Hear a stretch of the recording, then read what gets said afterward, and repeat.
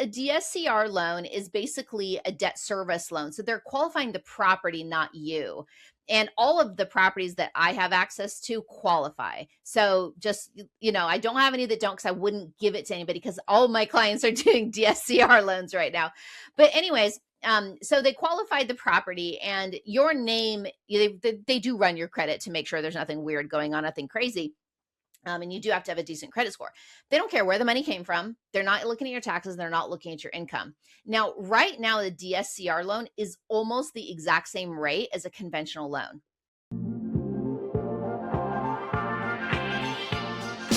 Welcome to the Path to Passive podcast, where we talk about building wealth and empowering lifestyle through commercial real estate investing for tech professionals. I always wish that other tech professionals reaching financial freedom had documented their journey along the way, so I'm doing it for the rest of us. Join us as we explore stories, many failures, and lessons learned along the way. I hope you enjoy and subscribe. Hey, if you ever wondered how people actually build a real estate portfolio using single-family homes, especially when they don't live near their properties, this is an episode you'll want to hear. In this conversation, I sit down with Melissa Nash, a California-based investor who's built a 7-figure rental portfolio entirely out of state and has helped thousands of busy professionals invest in turnkey approach. In this episode, we get into what passive really looks like when you still want ownership and control, how markets, teams, and property management shape long-term outcomes, how financing choices and neighborhood trade-offs affect growth over time. This episode isn't about one perfect strategy or one single right answer. Of course, there are many different real estate asset classes. It's about understanding how this model works, who's it a fit for, where it belongs in a broader investing toolkit. So if you want to go deeper in an out-of-state single-family investing, make sure you check out Melissa and her team to hear how they're approaching it. Of course, stay tuned and listen to the full episode right now. And of course, for more conversations like this with operators and investors breaking down how they actually think, you can join the Arita Capital newsletter for bi-weekly insights and reach out to book a call if you're exploring your next move. Melissa Nash, thank you so much for being on the show. It's really cool to have you on here to talk about from a different perspective here about, passive investing. I've talked about this from, apartment syndications and funds and that kind of stuff on the show a lot. But I think this is another really important conversation to have, to talk about what does it mean to passively invest, and not are you passive investing or not, but what does that look like on a range as well, right? And so super stoked to have you here. I know that you're in California as well. So for anyone that's listening in the Seattle, the California premium markets, you're definitely going to want to be listening to this one. So would you please introduce yourself, and then we'll dive in. Wonderful. First of all, thank you so much for having me here today. I am excited to have this conversation because I resonate with you and your audience. I mean, like you just said, I live here in California, and the idea of investing here is really difficult. And so when I started looking into it and going, how do I invest out of state? It has to be passive for me because I don't live in those states. And so that's basically what I've done. So over the last 10 years, I started investing out of state, 2,000 miles away. And since then, I've grown my own personal portfolio. I own it all 100%. I don't have any partners or anybody else.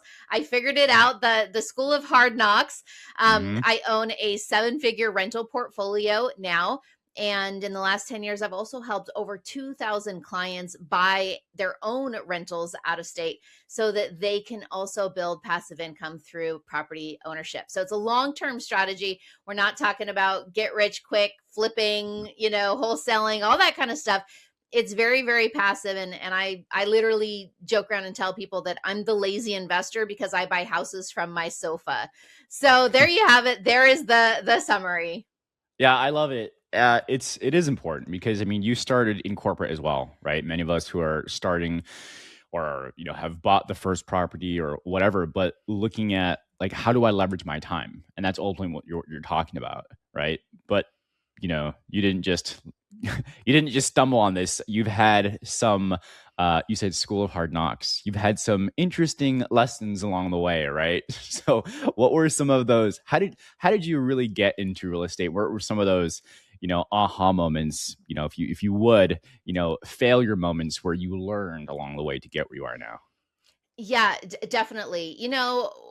I don't know who it was, but somebody said that, like, you should see what other people are doing, and try to follow in their footsteps, Hmm. and so I kind of thought I was doing that, but the person I was trying to mentor was no longer with us here on earth. She had passed away. And so I thought I was mimicking it. And to kind of give you background, what I mean by that is my husband's grandma. Yeah. When I first met her, she was rich grandma. And I Mm. didn't know why. I didn't really understand it. Well, come to find out, she had been buying single family houses in Los Angeles in like the 70s and 80s. And she was a real estate agent, and she would take her commissions, and she would, put 20% down and buy a rental.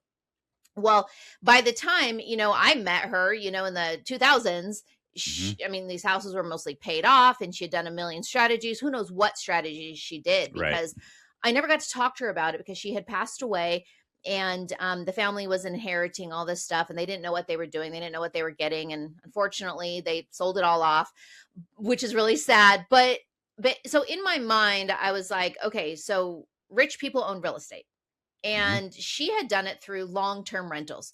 She, like I said, put 20% down, bought it, held on to it, and then by the time, she was older, she was able to enjoy it. And she had a wonderful retirement. She traveled and went on cruises and all kinds of fun stuff. And so I was like, okay, I want to be like rich grandma. So Yep. the first property I bought, I did not know what I was doing. And this was right after my husband and I got married. We were living in Georgia at the time. And I honestly, there was no YouTube, there was no podcast, like none of this existed. And so it was kind of like, okay, she bought houses, I can buy houses. Yep. And I honestly didn't know, hey, you should run the numbers.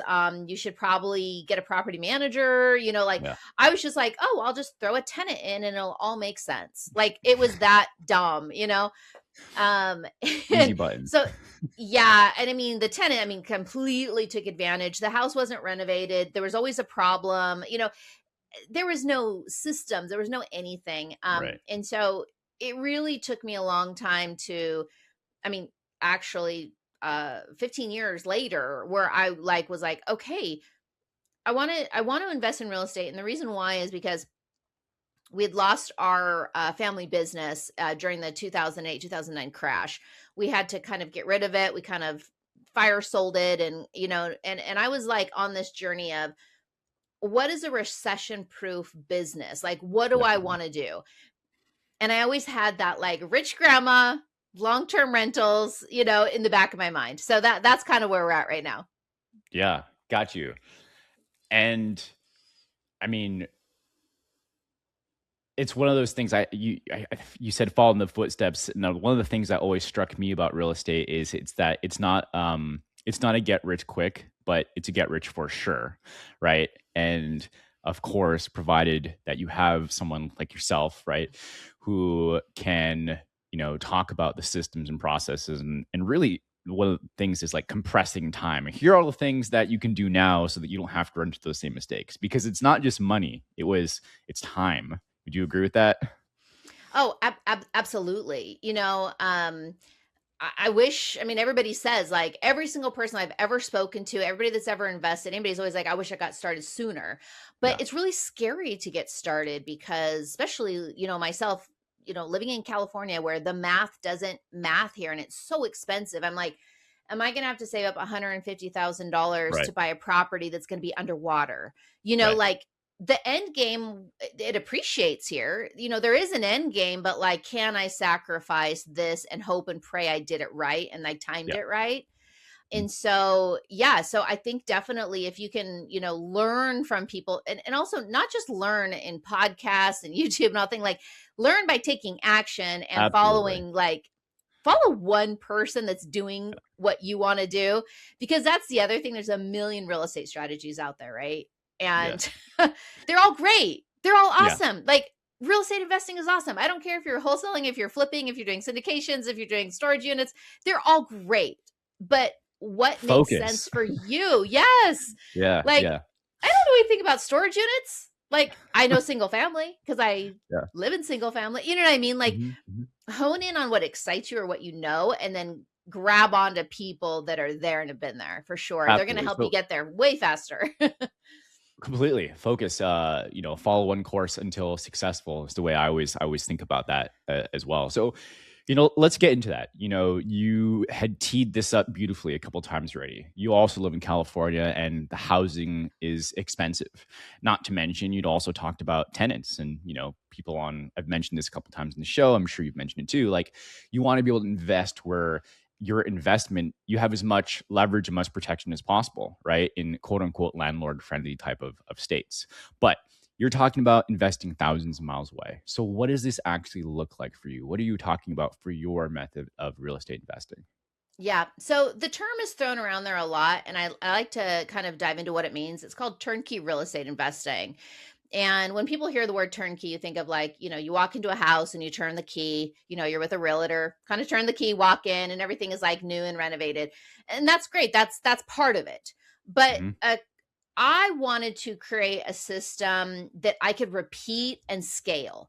Hmm. So for me, that had to be building systems, building people, building networks, all of it. It wasn't just the property itself. So when I bought my very first property, I mean, I literally didn't know what I was doing. I got really lucky. I got introduced to a team out of Birmingham, Alabama. And I call it like a mentor very loosely. I Hmm. learned a little bit, and they encouraged me to buy this property that was already renovated. There was a local property manager in place. And I was like, I'm just going to do it. There's no other opportunity I'm going to ever do this. Again, California, it's expensive. I was all in like $15,000 for this house. You Yeah. cannot buy a shed in California for $15,000. Yeah. So I was like, I'm just going to do it. And, I'm so glad I did for a million reasons. That first property gave me the courage to do it. I knew Hmm. I could do it. I did learn lessons too. Like I had a squatter in the property and, so many things. But it really gave me that encouragement to continue on and to look into other strategies. So anyway, so as I was continuing to look into other strategies and how can I buy more and how can I do more, the people around me, like friends and family and different people I knew were like, hey, what are you doing? Like, Yeah. how are you buying a property 2,000 miles away? And I was kind of telling them what I was doing. And then they're like, hey, I kind of want to do that too. That's really cool. And so as I started to kind of help people do it as well, it forced me to create really good systems. So the systems are the property, like, is it a good Hmm. market? How to determine if it's a good market, like you just said, has to be landlord friendly. It has to be a market where there's high rental demand. That's huge. Oh yeah. Where are the jobs? My renters need jobs and they need a place to live. And so I like to see big job diversity and there's the different market things, but then we also have to cash flow. And Yes. I want to appreciate. I don't want to be in a stagnant market that's going backwards. Right. This is a wealth creation. And so really learning how to find those markets. So that's that. And then it's like, okay, well, where is the property coming from? So then it's like, okay, I believe in buying properties that are newly renovated because I don't have the time to go hire a contractor and deal with that. And I'm sure most of your listeners don't either. No. I've done it. It's a headache. It's terrible. Yeah. It's a second job. So how can I, find properties that are already renovated? And then it's the people. The people is the other part of it with so it's the property, the people, and the process. And the people is, okay, who's renovating the property? Are they trustworthy? Are they slapping lipstick on a pig? Can you Right. trust them? Property management, they're your eyes and ears and everything. Yes. Your lender's the one that's going to be like, hey, yeah, you can do a cash out refinance on that property.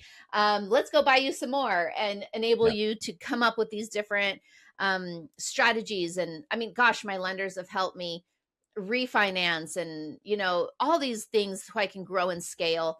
And also they've helped me with my taxes, give me advice to make Hmm. sure that I'm putting the right stuff on there so I can continue to qualify. Oh yeah. Um, and then the process, like the whole process comes together with, checklists and does this work and does this not work? And, all the things. And then it's like, okay, now I want to scale, how can you do this in scale? So that's where the other strategies come in where, we can tap into IRA money or we can tap into HELOC money or, different things like that. Other funding Um, sources, right?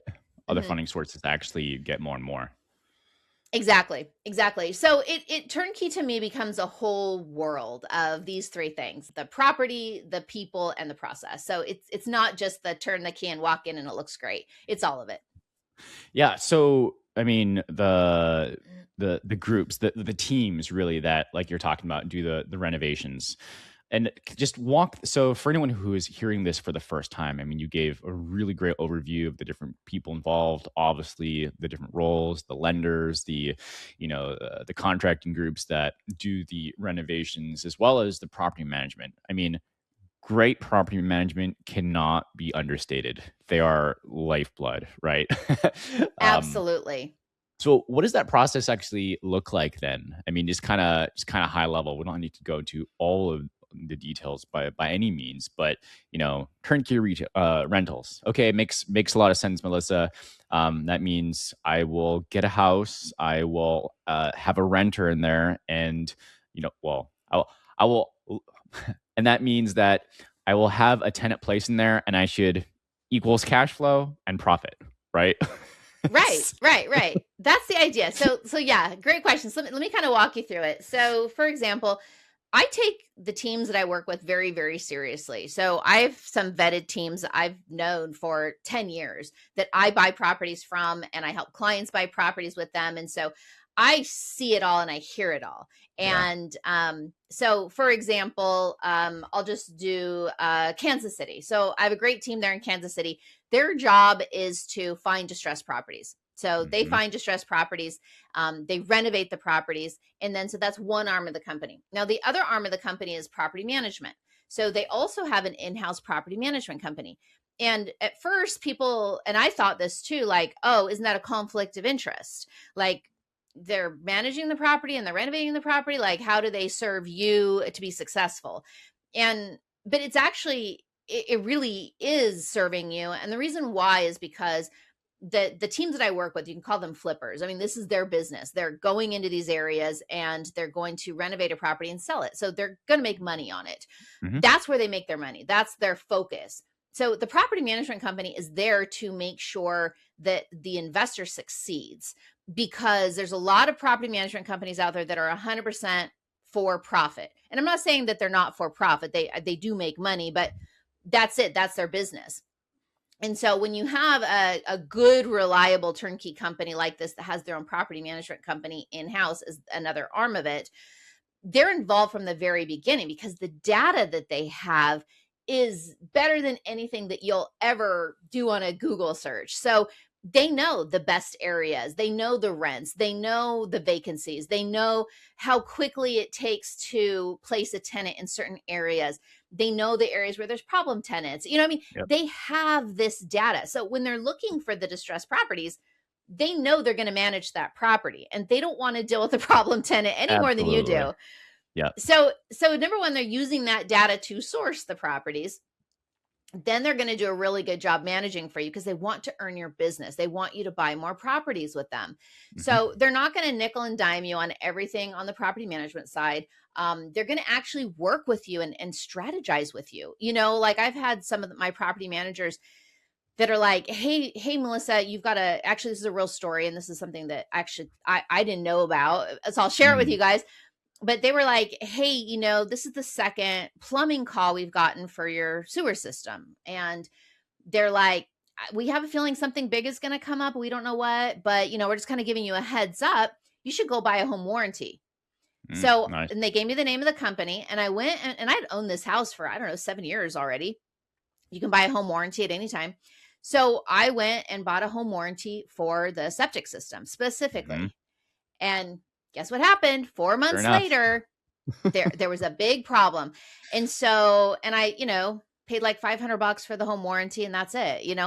And so when you work with a property management company like that wants to try to save you money, and they're also going to, they did the rehab themselves. So they actually have the teams that can do work if Yeah, it's out of warranty, they you know it. know, so, so, so their goal is to save you money. So I actually do think that's important. Now, not all teams are created equal. There are some really bad people out there who want to take advantage of you. And that's very common in this world, Sure. of when you hear the word turnkey. And so I'm very, very picky about who I work with. Got it. I mean, yeah, having the whole idea, like you're saying, both sides, even you're saying just the flippers. I mean, there's a whole thing about knowing the markets, knowing the sellers, the people that want to sell the houses, how they do the negotiation to get it for a certain, uh, price, the after pair value calculations, and then the project starts, right? uh, and then actually moving it to getting someone in there. But to your point too about having a tenant in there and an investor being happy investor means a repeat customer for them, right? So that Yep. makes a big difference. So then is it that I'm trying to ask, so then, for the clients you mentioned, about 2,000 people have worked with you already. What is the process that you do with them? Maybe we'll walk through it that way. Yeah, definitely. The first thing is setting up like expectations. Mm, Again, like everybody has different expectations and goals in mind. And for me, my ideal client, I want to make sure that we align because, again, this isn't a get rich thing. This is a long term strategy. This is real wealth building, but it is at a slow pace. I mean, it's going to take a while to either buy enough properties where that cash flow really is exciting, or you've got to be willing to just be patient and let the properties do what they're supposed to do, like appreciate, and the tenants are paying down the mortgage, and yep. all these things. So there is a little bit of patience there. And it's time in the market, it's not timing the market. And I love these linear markets in the Midwest and the South. They're not these big volatile markets, they're markets that Hmm. are just steady Eddie. They're just going to Yep. kind of do their thing. And so, but within those markets, there are differences and there are different class of neighborhoods. Do you want to go to a C class neighborhood and cash flow higher? Or do you want to go to an A class neighborhood where you're going to cash flow less, but you're going to appreciate more? So Yes. those types of strategies are even within these different markets. And so I really like to work with people to figure out, like, hey, what is most important to you? Is this a set it and forget it? You don't care? Or are you trying to build up a lot of cash flow to leave your job sooner? That is Hmm. a big difference. And ultimately, a well balanced portfolio is ideal. You want a little bit of everything. Yeah. I mean, you want to invest in different things as well outside of turnkey, but within turnkey. So that's the first thing. And then honestly, it's like I have a checkpoint list. I'm like, okay, this is what you're going to do, and this is what I'm going to do. You're going to go call these lenders or this lender, and you're going to talk to them about the loan programs and the strategies that you have. It's 20% down. So We're that not the flipping here. so that you have a good buyer so that they become pre-qualified. Is that the intent on this step? Exactly, exactly. So, yeah, so I have access to off-market properties. So, once you're working with me and you're inside my ecosphere and you're one of my clients, then you can get access to these off-market properties once you're working with me. And again, these are my vetted out teams. I'm giving you my Rolodex, so to speak. So, all of you guys who are older can get that term Rolodex. um but basically, I give you everything. I give you all my people, I give you all my contacts, I give you all my leads, everything. And then I kind of walk you through, like, hey, get with a lender. Let's set up your strategy. Here are the markets that might make sense for you. Expectations. Here's how to understand if a property makes sense or not. Here's how to Hmm. run the numbers on the pro forma. These properties, and for anybody out there who's like, oh, turnkey, you don't make money, like, that is a lie. I have a property on my desk right now that has a 16% return year one. You Nice. know, Average is like 9-10% first year return with rental increases every year.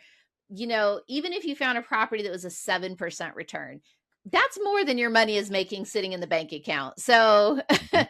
these are good returns. And that's just on the cash flow. That's just your, cash on cash return. That's not even including, the total ROI with, all the other benefits. Appreciation, depreciation. Everything, yeah. Yep. Even inflation. I even have a calculator that we can kind of throw inflation in there because, Yep. hey, that's a thing too. Oh yeah.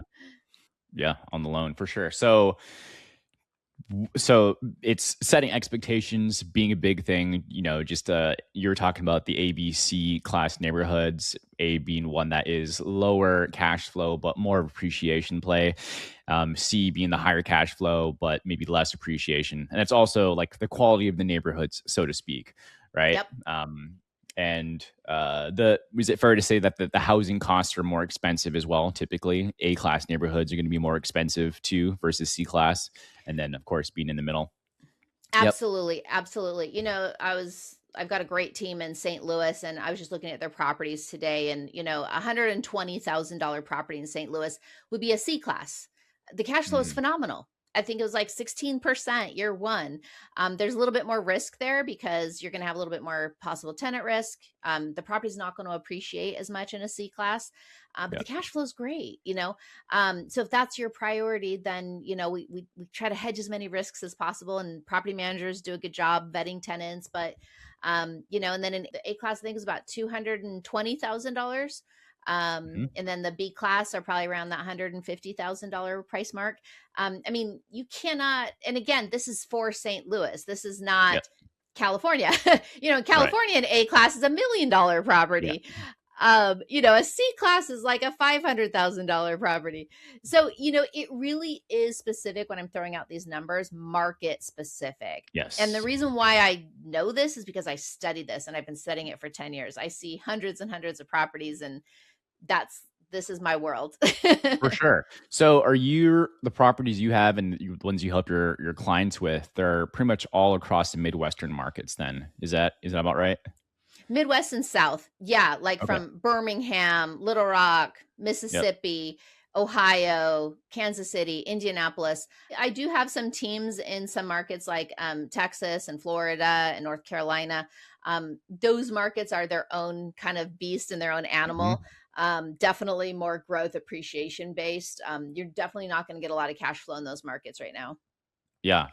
How many, if I'm thinking about conversations I've had with friends, colleagues, investors, et cetera, one of the things that will come up too is, when talking about, hey, let me go out and get, uh, you know, people are aware. There's this question that comes up of how many loans can I actually get, Mhm, right? So talk a little bit about that and kind of state like what that maybe elaborate on what that problem is, mhm. that concern, and maybe what you think about that, how you advise about that.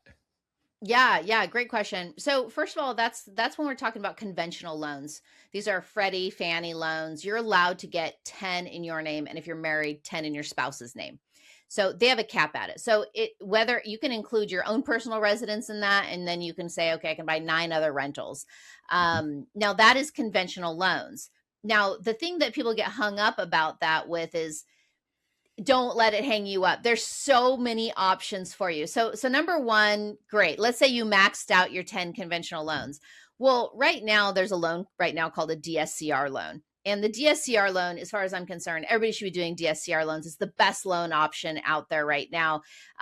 It's basically with a conventional loan, you get all the red tape. You're giving your Mhm. blood, you're giving the lenders Yeah. everything. You're giving bank statements and your taxes and everything, like where's the money coming from, oh, and they Oh track yeah. it like, oh, is this a gift, and Yep. they're going to ask you for 100 things.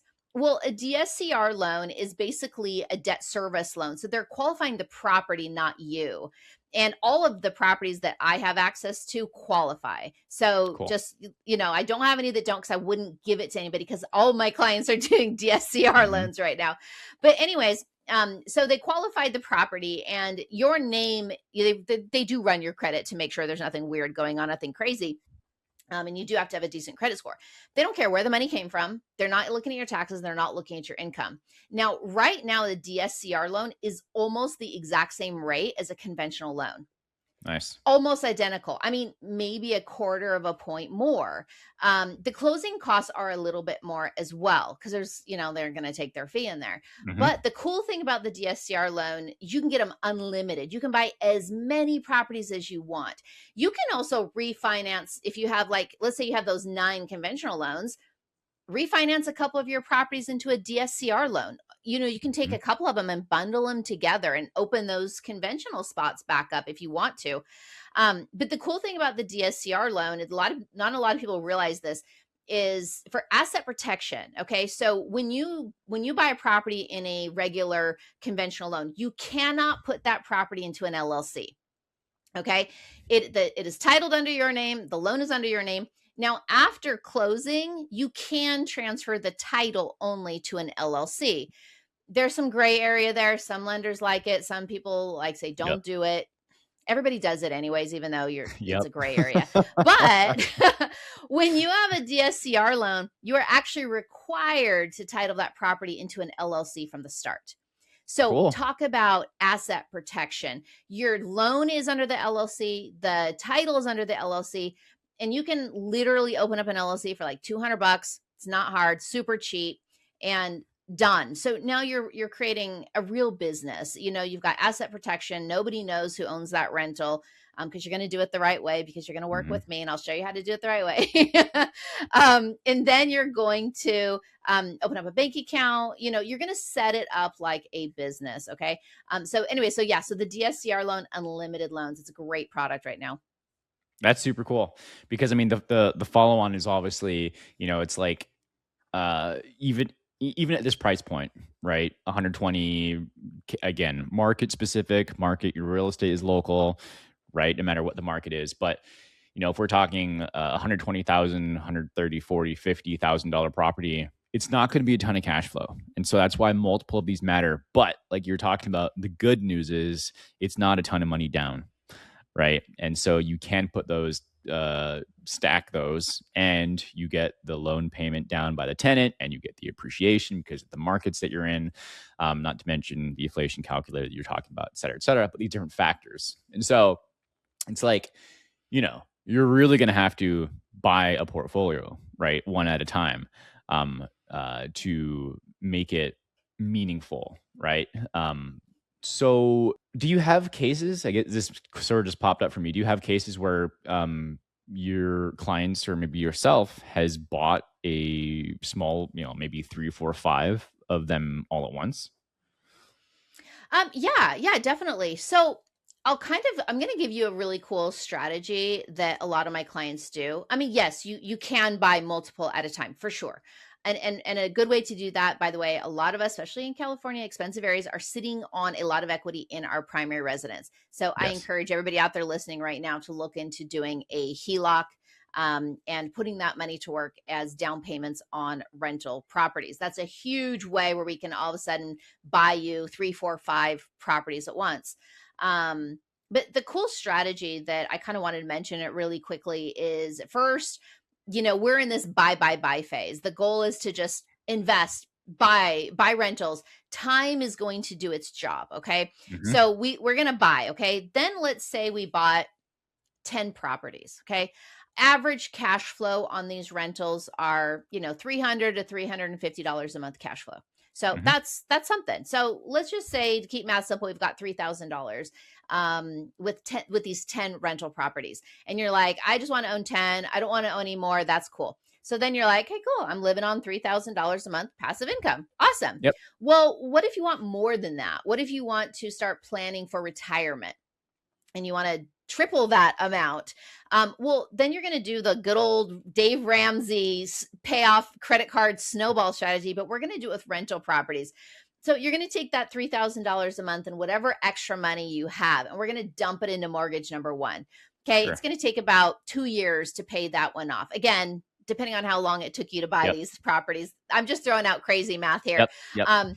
But you're going to now have, let's say that property is now cash flowing $1,000 a month because you own it free and clear. So now you've got Right. $4,000. Okay. You're going to dump it into property number two and it'll be paid off in like 18 months.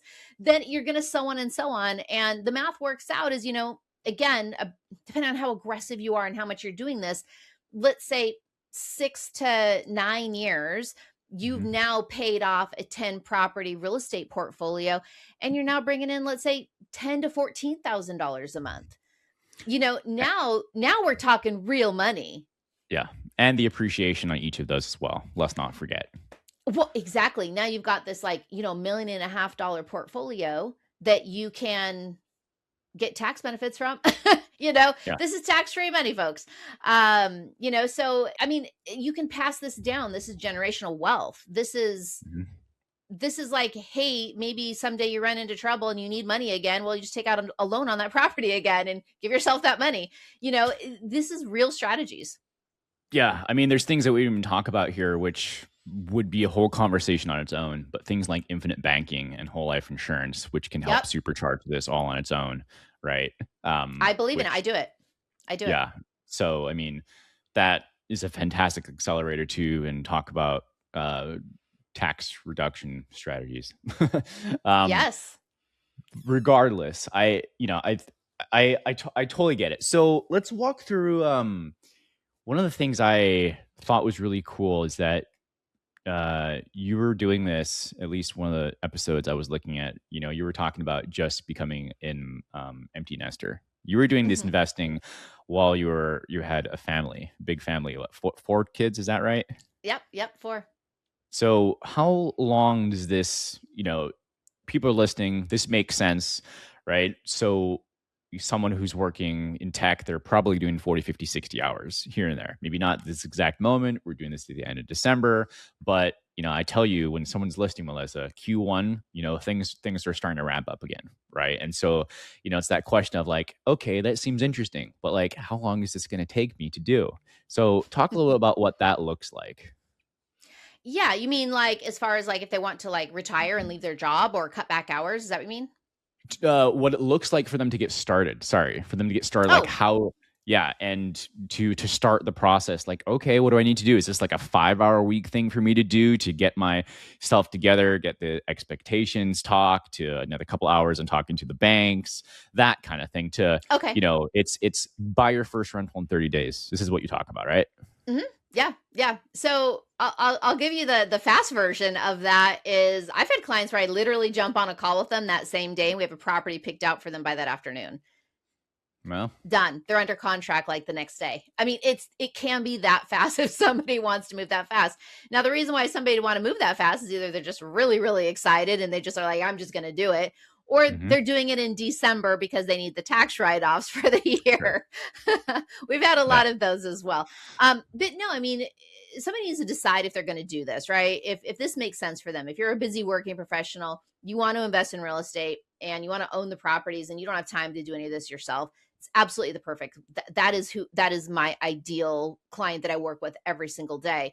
And so it's literally just a matter of jumping on the phone with the lender, getting yourself pre-approved, making sure you're comfortable with the types of loans that they have, make a decision on that. And then if you're working with me and you're in my ecosphere, hmm, I've done all the work for you.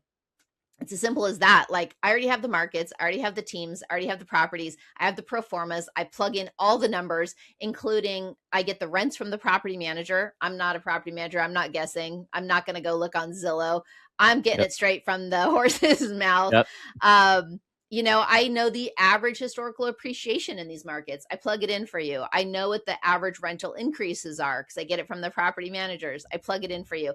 And my pro forma is really awesome. So it's a spreadsheet that tells you about the property, right? And I had an engineer build it for me. It's the best. I haven't seen another one out there that is quite as good. But it shows you your returns from year 1 to year 30. Because again, like, you want to look at your one and go, okay, cool, the math works, and mhm, everything that I do, it works. Otherwise, I'm not going to share it with anybody. So the math works. But then if you're comparing properties, it's like, how do you compare $120,000 property from in St. Louis to a $200,000 property in Kansas City? yes, Like, why would somebody buy yep, one versus the other? Well, the pro forma is going to tell you because we're going to shoot ahead and we're going to look at year 5 or year 10 exactly, because I've already included the rental increases and the average appreciation. You're mhm, going to go, oh, this B class property in Kansas City appreciates 5%, let's just say. Okay, so year 5, I'm sitting on $100,000 worth of equity. That's pretty right, cool. And I've had X amount in rental increases. Oh, the C class in St. Louis, like, hey, the cash flow is pretty good, but by year 5, maybe I'm sitting on $50,000 worth of equity. You know what I mean? And so you can kind mhm, of look ahead into the future a little bit. And also for retirement planning, like, what if you're like, hey, I want to retire in 5 years? Well, let's jump ahead and look in the pro forma just on cash flow. How many properties are you going to need? It's Yeah. right there. It's going to kind of tell you. So anyways, I do all that for my clients. I have it all in the spreadsheet for you. So it's literally just a matter of being like, hey, Melissa, I want to do this. Let's jump on a call. And I give you the steps. And you could be under contract next week. Like Monday, you could have a property and then you close on it 30 days later. And your first rental check is coming in there at the beginning of the year, 2026. And that does make a lot of sense too. My first thinking, because it's been a minute since I closed on a single family home. It's been a couple of years. But to your point of having offers in and having something signed, that would be also contingent on that financing that they still need to get, right? And so you could have everything signed, but or would that not be the case?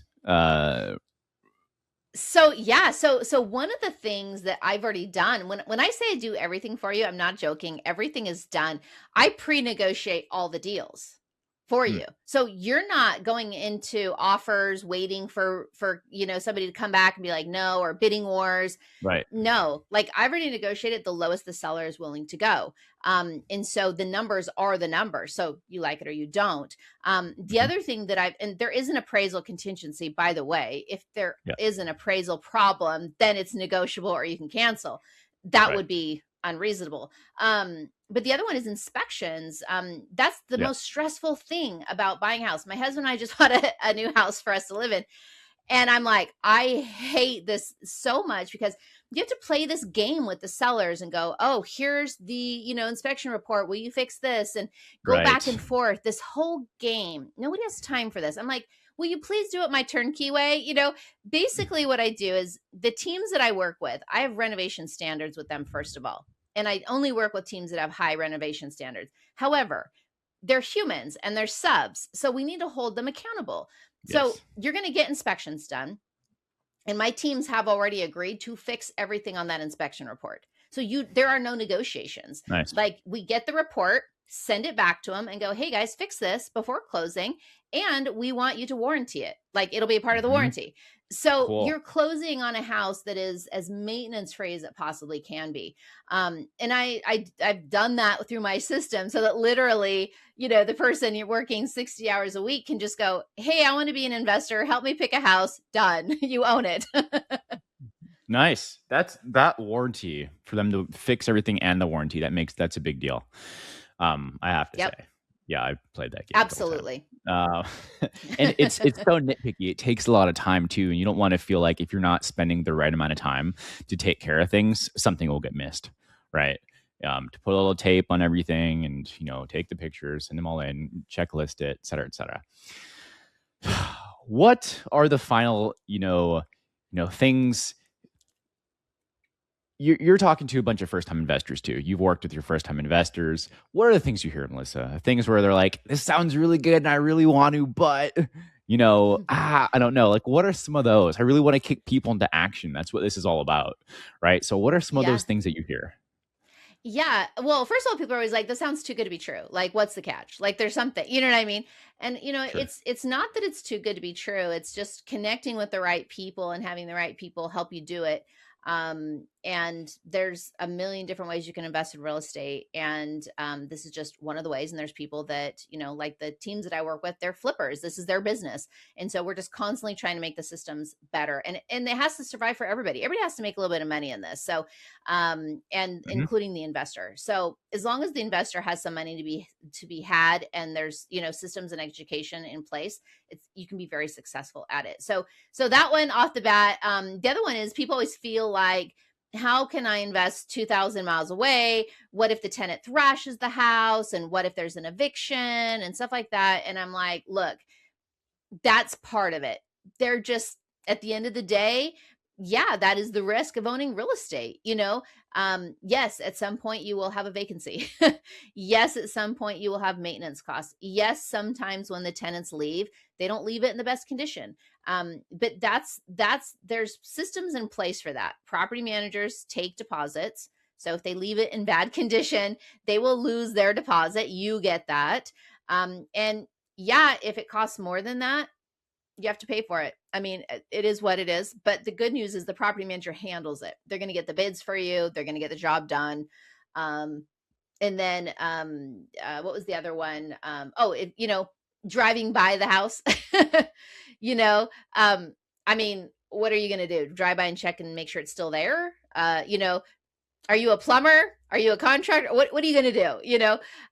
That's what the property manager is there for, and why we want a good property manager. Super cool. That makes a ton of sense. I mean, this is the thing, like you're saying, it's a pay to play, right? You have to invest, you have to get in there, you have to try it, and that's just the only way to learn, right? You can only do something with so much theory. And if you have a lot of data, like you're talking about, with getting the data from property managers, from your experience, from the checklists, and just from lived experience for yourself, this repeatable system, it's really, tech people listening, garbage in, garbage out, right? The better your data, the more accuracy you're going to have, the better decision making, and you can reduce margin of error, right? And that's what that's all about, more predictability. So, like I said earlier, you have invested with family. Family is big for you, right? And so I was thinking about this question. You're talking about this, this mentor that you had from, how did you call it? Rich grandma? um, Yeah, rich grandma. how do you think about, this idea of, what are you doing for generational wealth and perspective of like passing on lessons? And how do you think about keeping, your wealth together so that it can be passed on? And it's not a grim conversation. I'm going to pass someday. My, parents are, everyone does. And so it's something to think about. What are you, how are you thinking about this so that, your family just doesn't sell your kid sells everything off in the future? Right. Yeah. So, well, there's a couple of ways I can go with this conversation. So, first of all, I've helped three of my kids buy rental properties before they were 18. So Nice. first and foremost, my daughter, when she was like, I don't know, she's like 6 or 7, we bought a rental property for her, and we told her it was for her. Wow. And, she went to school and she was like, I own a house in Alabama. And the kids like all thought she was lying and stuff, and of course she didn't understand it. Yeah. That rental property is paying for her college right now. Oh yeah. She's 18. She just started college. And the reason why this property is so cool, and again, if you don't have kids, they're older and whatever, you're not too late. This is just, my other kids didn't get this. They were older, but I just happen to have 4. And so she's the one that the timing worked out. But the cash flow from that property is like, as of today, it's like over $500 a month. That will pay for her student loans. Or when she graduates, this property has gone up in value. It's tripled its value. So, she's sitting on over $100,000 of equity in this property. So she could easily, if she wanted to, pull that equity out, pay off the student loans, or, sell. I don't want her to sell it, but Right. and we've had that property for like 8 years or something. And so just that alone is just a really cool strategy. So now as she's gotten older, and with my other kids, we're constantly having conversations, and half the time they are like, oh, mom, not again. Like anybody I talk to or at the dinner table, they're just like, oh, but they're hearing it. They're hearing the bits and pieces of it. They know real estate creates wealth. And so when my other daughter goes to college and wants to be an art major, that's scary. That's really scary. I'm like, hey, like, I don't know what kind of career you're going to have, especially with AI and all these things. Oh, yeah. You know what I mean? And so, but what's not scary for her is she knows she owns a rental property. And this is a different daughter that I helped her get one before she was 18. And B, she knows she's not relying on it, but she knows at some point she is going to inherit this family portfolio. But also she wants to build her own portfolio. So that she can do what she wants, and she can be an artist, and she can, do these things, because the rental portfolio, these rental properties will create a lifestyle that she wants eventually, and so they are hearing things, but they're certainly not picking up Rich Dad, Poor Dad and just, in there with their flashlights. No, my kids are definitely not doing that. I wish. It's a good point though, right? they're hearing the language. So it sounds like just talking about it so that it's, that sort of one part hopeful osmosis, but the other part is you're talking about having, for the youngest daughter bought the rental property, but for the older daughter that was 16, like I'm sure you've walked through, this is what at least the process looks like. And then Yep. well, I don't want to say reality, but when life teaches certain lessons, it'll be like, mom was up to something, it's like, and then the lessons are there, right? to say, Yep. like, mom, tell me more about that, right? I'm so glad Yep. you asked, Exactly. And honestly, I'll probably like leave there's probably going to be something in my will that's going to be like, by the way, you can't sell these. You know what I Yeah, mean? Like it will be yeah, like spelled out like this is like a group effort yeah, and they'll know it because again, I talk about it nonstop. But it's definitely like just keeping, like you said, the words out there, the language out there. My oldest daughter and her boyfriend listen to my podcast. I have a cool. podcast as well. And, I'm like, just be paying attention to what's going on out there, like trust your gut with people that, that you meet Mhm. and the things that they're doing. And, just kind of keep your ears open. And, I know they can't invest right now. They don't have the money, but they're learning about it so that when they do have the money, they can, be more serious about it and take action. Yeah, definitely. It would be a really fun one. You'll have to come back and let me know. I'll subscribe to your letter or something. But put it in one of your things of like, what am I doing for, like you said, um, they can't sell it all, or they can only sell it if they went and bought a couple more on their own, so that they can finally get Right. the lessons of, oh, we shouldn't do it, right? Right. Right. Right. And Exactly. that would be Yeah. an interesting one. But yeah. Yeah. So you got a podcast. Where can people listen to that? Where can people find all of your stuff, Melissa? Tell us Yeah. the good stuff. Thank you. So, two things. So, my podcast is Passively Rich with Rentals. It's a new podcast. So, I would love listeners over there. It's really tough to build up a new podcast, but I'm just having a great time while I'm doing it. It's just a lot of fun. And Hmm. anytime I talk to somebody on the phone and they've got a question, I'm like, oh, that's a great podcast episode. Yep. So, we'll talk about that. So that's a lot of fun. I also am just now launching a free community. It's over at school. Cool. And if you go to my website, it's hellomelissanash.com. Hmm. And you can join that free school community. And my goal in there is just education. But at some point, you have to take action. Hmm.